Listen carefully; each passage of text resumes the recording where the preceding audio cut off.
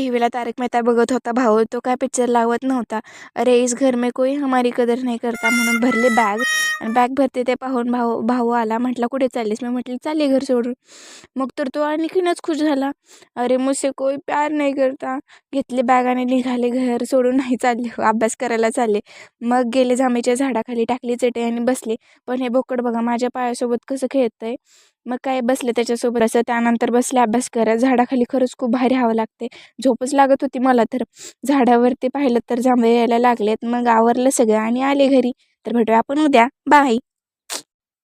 टीव्हीला तारक मेहता बघत होता भाऊ. तो काय पिक्चर लावत नव्हता.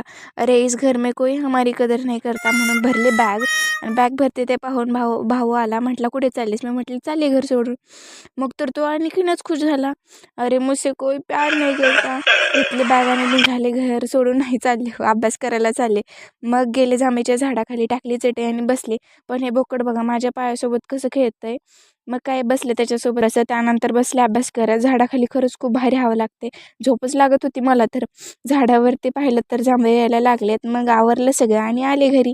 तर भेटूया आपण उद्या. बाय.